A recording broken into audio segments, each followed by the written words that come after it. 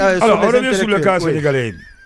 Je pense que, je disais donc que je salue le sens de responsabilité, parlant des intellectuels sénégalais, précisément ces professeurs, que la stabilité politique de votre pays, sociale de votre pays est touchée. Il revient aux différentes entités prononcées pour interpeller le président de la République, et c'est ce qu'ils ont fait. Même de ces intellectuels. Tout récemment, je pense qu'il y a les sportifs, précisément les joueurs qui l'ont fait, et ça ne date pas d'aujourd'hui. Donc, je trouve ça tout à fait normal et responsable vis-à-vis de la gestion d'un État, d'une nation. Et le Sénégal, d'ailleurs, comme ils l'ont dit, qui a été, et depuis longtemps, un exemple lorsque nous parlons de démocratie. Aujourd'hui, complètement à l'encontre de tout ce que nous pouvons connaître, que nous savons lorsque nous parlons des principes de respect des droits de l'homme et des droits humains, ils ont rappelé pas mal de choses, puis d'Internet, les manifestations, les emprisonnements et autres. Maintenant, parlons du cas guinéen. Nous, je pense que, sans cela rappelé tout à l'heure, mais sur mon analyse, on n'a pas besoin peut-être d'atteindre, comme je le disais tout à l'heure, un niveau, parlant de l'intellectuel, pour se prononcer son pays.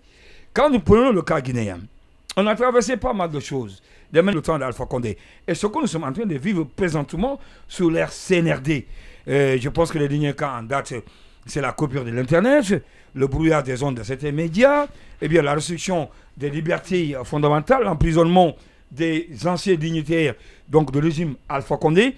Donc tout ceci là, ce sont des situations auxquelles, des situations qui devaient interpeller nos intellectuels, quoi qu'il le soit-il, même s'ils ne sont pas nombreux, même s'ils n'existent pas. Je pense qu'on n'a pas besoin de niveau pour connaître exactement ce qui se passe dans notre pays et nous interpeller, nous, et attirer l'attention, et comme ils l'ont fait, interpeller, n'est-ce pas, le président de la transition. La culture chez nous, c'est la démagogie, c'est l'hypocrisie, c'est la protection de ses intérêts. Il a dit quelque chose sans doute tout à l'heure, je suis d'accord.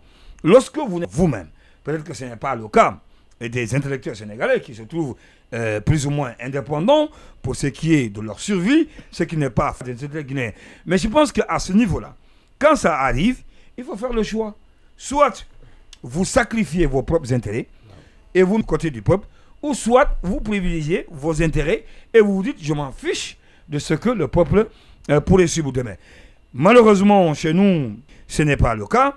Chacun tire la couverture de son côté, chacun c'est l'après. Il faudrait à un moment donné qu'on puisse choisir entre le peuple et les autorités qui nous dirigent. C'est difficile parfois de prendre certaines décisions. C'est au risque même, au détriment de la perte de ces privilèges. Mais ces privilèges-là, il est question de parler du peuple, de la nation, on peut les sacrifier et se mettre du côté du peuple. Malheureusement chez nous. Et du coup, on ne peut pas avoir des intellectuels qui puissent se prononcer et prendre leur responsabilité, leur engagement vis-à-vis de la situation que nous vivons. Si, par exemple, depuis très longtemps, au départ, tout ce que nous avons... Parce que le CNRD avait annoncé les couleurs depuis le début. Bien entendu. Quand je parle des couleurs, de la situation que nous sommes en train de vivre présentement. Et si depuis longtemps, depuis ce moment-là, les intellectuels, peu qu'ils soient, avaient pris les responsabilités comme l'ont fait les intellectuels sénégalais, peut-être que la situation qu'on est en train de traverser, on n'en sera pas là. D'accord. On n'en sera pas là. Oui, rapidement, avant de donner la parole à Kera Amadou. Oui, alors, le sujet dont on parle, il est suffisamment sérieux au point que... Pour la deuxième fois. Oui, il ne faut pas s'amuser à penser qu'il peut se résoudre au niveau des seuls intellectuels. Ce à quoi nous avons assisté, c'est le résultat d'une volonté de d'un travail sociétal. Oui, et même de l'importance qu'on a accordée à l'éducation au Sénégal. C'est le résultat de ça. C'est le mûrissement. En réalité. Et la deuxième chose, Ndoye disait tout à l'heure, si à un moment donné, il faut choisir. Attention, on peut choisir entre ses privilèges et l'État, mais on ne peut pas choisir sa survie et quelqu'un. Ici, on ne te prive pas que des... quand tu es critique, dans certaines circonstances, on ne te prive pas que des privilèges. On peut te réduire à néant. On peut faire de toi le plus malpropre qui soit. Parce qu'on n'a jamais voulu d'un corps qui soit autonome au sein de notre société. C'est l'État qui régente tout. C'est l'État qui régente tout. Si on est en train de parler... De réduire les prérogatives du président en termes de décret, il ne doit pas nommer ceci. C'est tout ce débat-là. Parce que si tout se ramène au palais C'est lui qui décide de qui il peut nommer partout. Non, c'est un centralisme vous n'aurez jamais un corps qui soit autonome. Vous n'en aurez jamais. Parce que nous sommes dans le monde des médias là. Si ce que nous subissons là perdure, vous pensez que les médias vont exister? Après, c'est des familles qui sont à la maison. Vous ne direz pas à quelqu'un comme ça, il faut à un moment donné faire le choix. C'est plus facile de le dire sur un plateau de télévision que quand vous êtes soumis à l'extrême précarité à laquelle notre État peut te soumettre quand il te définit comme adversaire. Oui, Thierno Amadou Mbouane. Je comprends le désarroi parce que la comparaison, elle est tout de suite faite, c'est de dire, ah oui, pourquoi les autres sont plus courageux, pourquoi les autres sont plus intègres, pourquoi sur nous ça ne se fait pas. Mais je vous donne juste 2 exemples. Lorsque l'imam Diko a engagé cette fronde contre les autorités du Mali, beaucoup, et ça, le premier imam, Mohamed Saliou Kamara, ne l'a toujours pas oublié. Et beaucoup ont dit, quand vous échangez, il vous le rappelle, beaucoup lui ont dit à l'époque qu'il était moins courageux que celui-là. Alors, il avait estimé que lui, sa fonction ne lui permet pas de faire ce que l'autre imam fait. Alors, ça, c'est l'imam. Mais vous prenez, il a parlé des journalistes, en principe, ça ne sort pas du cadre intellectuel, hein, la presse. Mais lorsque le Premier ministre Kassouri, accompagnant la forfaiture de la révision constitutionnelle au seul dessein d'offrir un mandat de plus à quelqu'un d'autre, changement constitutionnel, avait organisé ce qu'il a appelé ici les consultations. Et pratiquement toutes les couches sont passées. Et chacun a donné son avis par rapport au nombre de mandats, par rapport à tout ça. Mais quand la presse est passée, la presse a dit nous, ce débat ne nous intéresse pas. C'est un débat politique. Et vous voyez, et ça, c'est même, il dit, quand on parle d'intellectuels aujourd'hui d'université, il n'y a que 2-3 noms qu'on peut citer, mais il y a véritablement de grands intellectuels dans notre pays, mais qui ne prennent pas la parole, qui n'acceptent pas de venir sur la place publique. Ça, il en existe. Il suffit juste d'aller dans les universités pour rencontrer certains et échanger avec eux et avoir leur niveau d'analyse. Vous comprendrez qu'on a véritablement des intellectuels. Maintenant, par rapport à ceux qui ne viennent pas sur l'espace public là, il y a aussi une part de la presse, parce que quand ces gens viennent souvent, ils ne sont pas protégés. Ils ne sont pas protégés parce que, vous prenez un exemple typique. Un professeur Bano, dit, par rapport au mariage mixte ou autre là, il dit ce qu'il a à dire. Mais on tire de tout ça un petit angle subjectif et on le présente sous cet angle-là. Après, il est jugé en fonction de ça. Beaucoup ont peur de ça. Beaucoup ont peur de ça parce qu'après ce qu'ils récoltent, ce sont des injures, ce sont de la vindicte populaire, tout ça. Donc beaucoup ont peur de venir dans nos émissions. Vous le savez, vous, Condé, parce que aujourd'hui c'est la journée de la radio. Je devais chercher une de nos anciennes photos quand vous animiez à Ta TV Chérie FM, lorsque vous nous invitiez dans une salle chaude. Non, la salle n'a jamais été chaude. Non, si vous devez décrire le contexte, décrivez-le convenablement. La salle n'a jamais... D'abord, Kaloum est toujours pourvu en courant électrique. Non, était toujours. Non, est toujours. Même maintenant. Non. Ah, même là-bas. Kaloum aussi. Non, ça, vous m'apprenez. Non, c'est sur le groupe. Je termine. Et on avait un groupe qui prenait le relais automatiquement. Non, je termine. Il y avait un réservoir plein. Il y a l'ascenseur même qui fonctionnait régulièrement. Je sais que vous n'aviez même pas besoin. J'ai eu la drôle de chance. Je termine. Je travaillais dans des médias convenables. Merci, allez-y. Non, je sais que vous étiez nanti. Ça, vous n'avez pas à le prouver. Merci beaucoup. Vous n'aviez même pas besoin de publicité à l'époque. Et donc, je rappelle juste ça aussi, je valide. Voilà, je rappelle juste qu'à l'époque, à l'époque, je vais dire que ça fait plus de 10 ans que vous invitez des personnalités à venir débattre. Vous êtes là à organiser des émissions. Mais vous savez que ces gens-là, souvent, ils ne viennent pas dans les émissions. Ils te disent clairement, parce que quand je viens, ce que je dis, ce n'est pas le côté objectif de ce que je dis qui va être pris en compte. On prend toujours un extrait. Exactement. Dans mon intervention, ça c'est un aspect. Mais ça ne résout pas tout le problème. Et vous voyez aujourd'hui, dans nos médias, notamment la presse en ligne, ce nouveau phénomène qu'on appelle les tribunes. En principe, les tribunes, ce sont des grands intellectuels qui se prononcent et qui font des tribunes qui envoient dans la presse. Mais maintenant, les tribunes, excusez-moi du terme, ce sont les mécanos qui font des tribunes et qu'on envoie après. Ça n'a aucune valeur ajoutée dans le débat intellectuel. Et ce débat intellectuel, d'ailleurs, il est très pauvre chez nous. Le débat intellectuel est très pauvre parce que même quand vous essayez de le faire, rapidement il prend l'allure politique, ou bien la couleur ethnique, ou bien les émotions, ou bien les intérêts qu'on protège ça et là. Le débat intellectuel guinéen, il est pauvre. Maintenant, ça ne constitue pas une excuse. Je suis d'accord que le monde universitaire devrait être, parce que l'univers devrait être vraiment la source d'inspiration. Et que vraiment, même sur certaines questions que l'État lui-même essaie de résoudre, que l'État se réfère aux recommandations, par exemple, du monde universitaire, par exemple.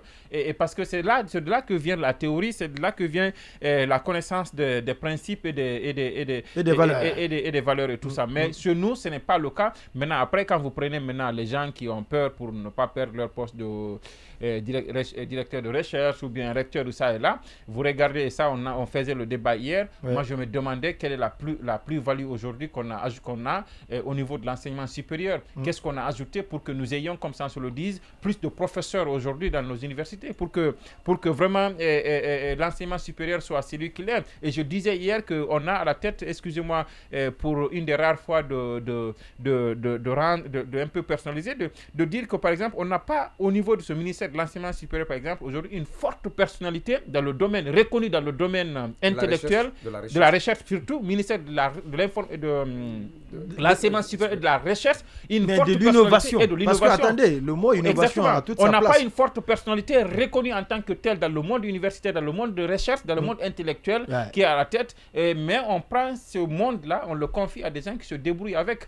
Je pense que tout ça explique le fait qu'on n'ait pas suffisamment d'intellectuels et d'universitaires qui prennent la parole et qui s'expriment sur des questions, sur des débats publics, notamment lorsqu'il faut défendre les questions d'intérêt national. Exactement. Allez-y. Alors, et l'autre sujet encore sur le procès du 28 septembre va patienter demain. Ok.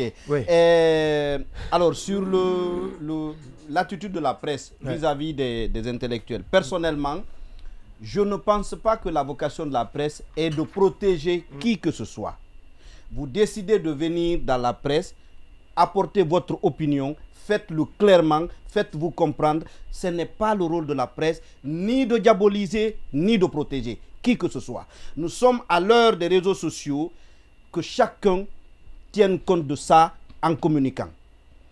Et l'autre chose, je pense que les attaques contre les intellectuels en Guinée, la vindicte populaire et tout ça, je pense que dans la lucidité, les intellectuels devraient essayer de soigner ça. Parce que souvent, c'est des attaques qui résultent de perception.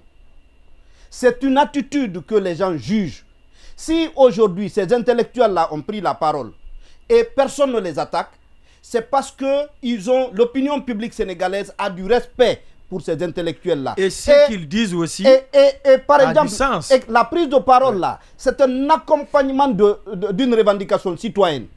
Alors, si vous vous cantonnez dans votre rôle d'intellectuel, vous alertez, vous critiquez, vous recommandez objectivement, vous n'avez pas besoin que quelqu'un vous défende. Ça, je dis, c'est souvent un prétexte. Pour moi, c'est un faux débat qu'on mène, c'est un faux procès. Non, attention, non, ce n'est pas un faux procès. Je ne parle pas, quand je parle de protection, il ne s'agit pas de cette protection au sens premier du terme.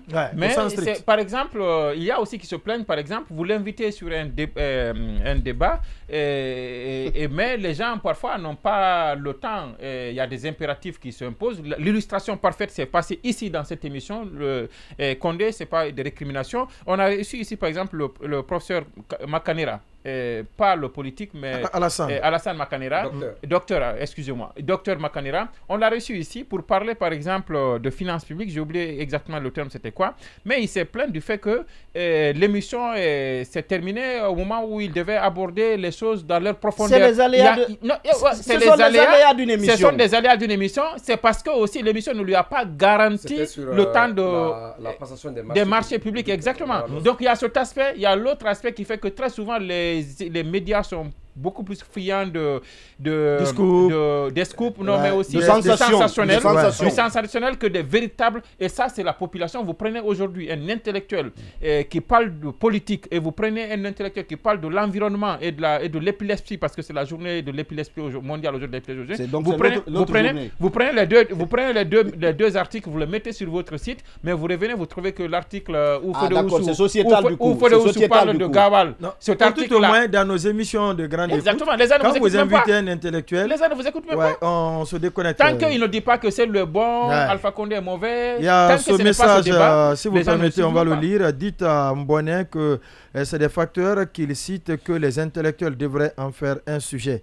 Un intellectuel doit éduquer la société. C'est Foulata Kamara qui nous écrit depuis Sigri. Et puis cet autre message qui nous dit: Sacré Marouane, tu as lu dans mes pensées en décrivant l'attitude de nos intellectuels qui ont démissionné pour accompagner des gens pour jouer au second rôle. Fier de toi, Wallahi. Alpha. Juste une petite virgule, et c'est par rapport à ce qu'il disait, il y a de grands intellectuels qui sont à l'abri, qui ne sont pas connus. Je suis d'accord avec lui, mais c'est aussi, là aussi, c'est l'inversion c'est-à-dire, nous sommes dans un pays où on met sur la place publique les médiocres.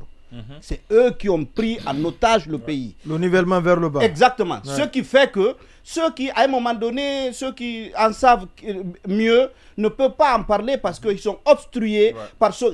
Je peux vous dire que j'ai même l'impression que c'est un syndicat de médiocres. On a décidé de se donner la main, de s'imposer sur le pays. Et puis, ceux qui ont un minimum de savoir, un minimum de compétences, ne peuvent pas exister. Oui, Monsieur Abakar Condé, ceux qui estiment que un intellectuel doit être choyé, entretenu, aimé par la société, se trompent. Vous pouvez remonter le temps. Les plus grands philosophes, les plus grands mathématiciens. En tout cas, celui qui a dit que la Terre tourne. Galilée. Galilée, quand il a dit que la Terre tourne, il a été arrêté et puis il a été tué. Donc je pense que tous ces intellectuels. Prenez Socrate. Non, il va terminer. Non, je voulais juste vous citer Galilée, mais je cite même Tcherno, à longueur de journée, quand il sort une tribune. Qu'est-ce que ça ne suscite pas en termes de critique? Est-ce que ça l'arrête pour autant? Et non. Pourtant, ce que les gens oublient, la source de motivation de l'armée, parce que c'est le corps le mieux organisé de la société, c'est ceux qui réfléchissent, c'est ceux qui font les idées, les grandes idées. Ceux qui ont transformé le monde, c'est les armées, mais ceux qui ont réfléchi le monde, ce sont les intellectuels. Et on a vu la cohabitation n'a jamais été facile entre ceux qui gouvernent et ceux qui réfléchissent le monde. C'est une évidence. Donc je pense que nos intellectuels, par peur d'affronter l'opinion, par peur d'être démasqués, arguent toujours cette crainte de ne pas se voir, comme on appelle, lapidé par la société. Dès que tu invites un intellectuel, il te dira: bon, écoute, tu sais que moi je suis du monde universitaire. En principe, je ne dois pas parler de ça, je ne dois pas parler de ceci, je ne dois pas parler de cela.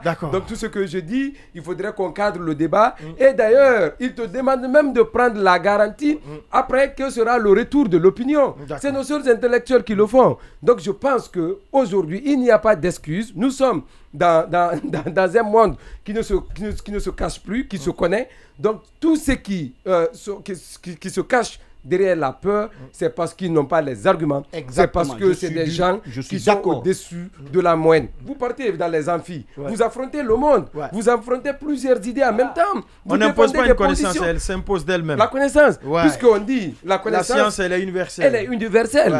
Comme l'a dit quelqu'un. Quand vous la cherchez, vous la trouvez. Quand vous la cherchez, vous la trouvez. Donc ce qu'ils ont, il n'y a plus d'âge. Ce qu'ils ont, ils ne l'ont pas par mérite. Ils ne l'ont pas par générosité. Par arrangement. Ils ne l'ont pas par arrangement. C'est quelque chose qu'ils ont cherché. Je pense qu'ils doivent s'affirmer. Un intellectuel, ça s'appelle ce qui s'affirme. Tout intellectuel qui ne s'affirme pas n'est pas un intellectuel. Appelé à disparaître. Il est appelé à disparaître.